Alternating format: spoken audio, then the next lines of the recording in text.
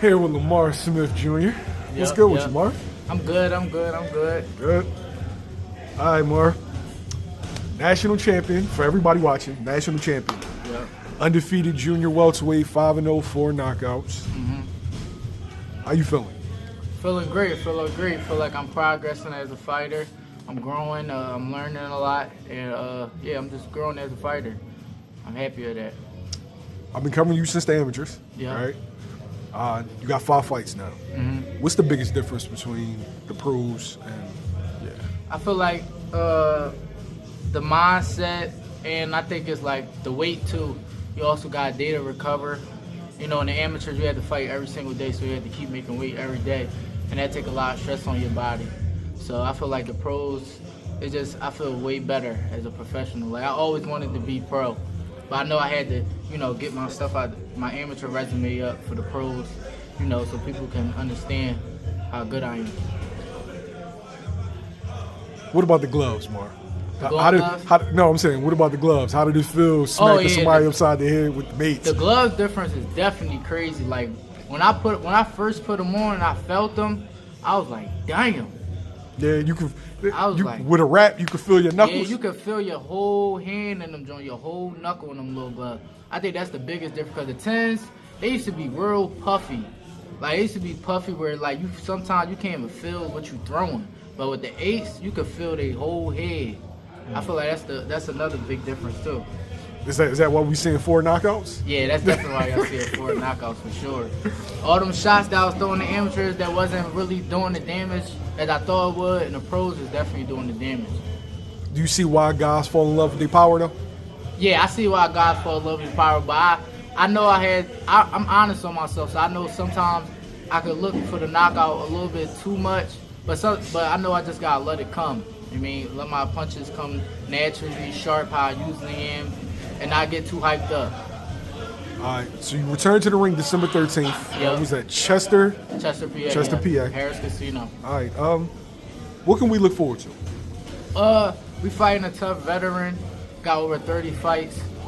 So we looking to just... got over 40 fights. Yeah, over 40 fights actually, yeah. So we looking to just take our time, use my jab, start walking to him and try to get him out of there in the second round.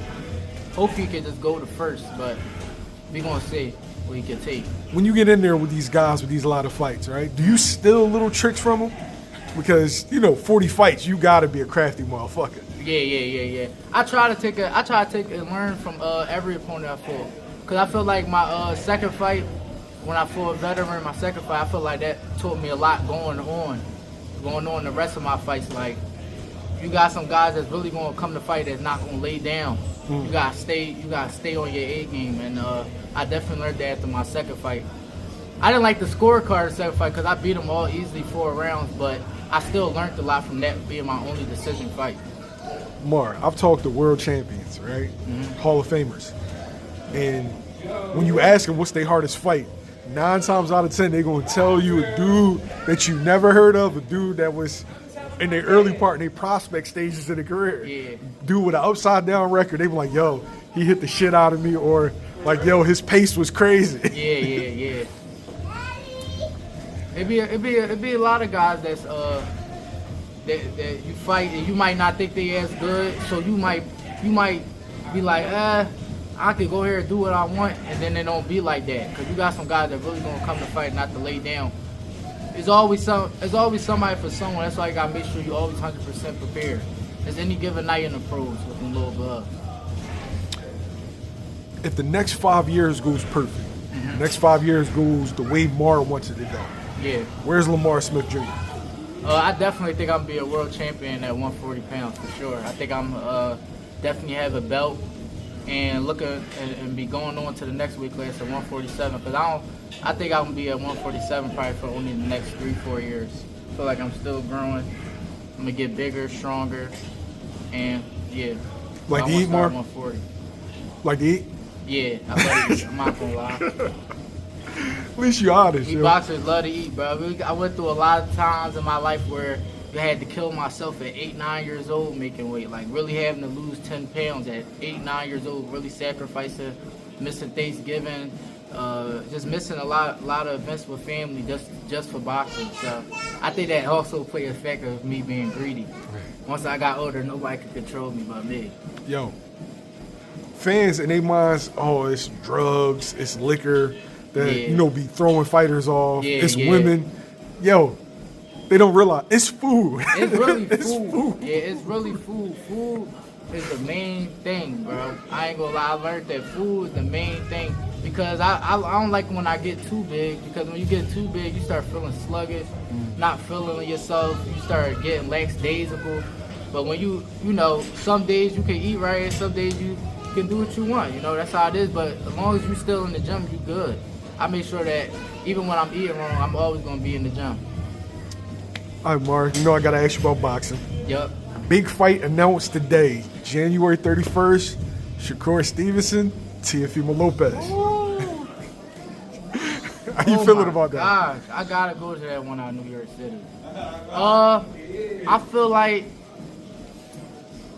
I'm gonna give it 60-40 for Shakur right now.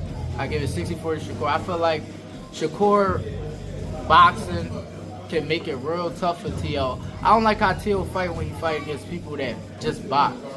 Like, if you try to walk to T.O., it can get real bad, but I feel like Shakur gonna make it. He's so much defensively sound, and that's why I think he'll get the advantage over Teofimo. But I wouldn't be surprised if T.O. win. I would not. T.O. always steps up to the plate for way better opposition.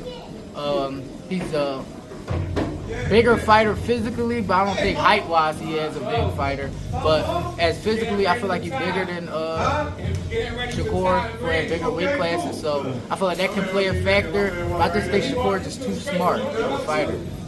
Now, how do you fight a Shakur Stevenson? Have y'all ever worked? No, I never worked with Shakur. I remember he came down here one time and I wanted to work, but he was already sparring somebody else. But I wanted to work with him. I wish I could.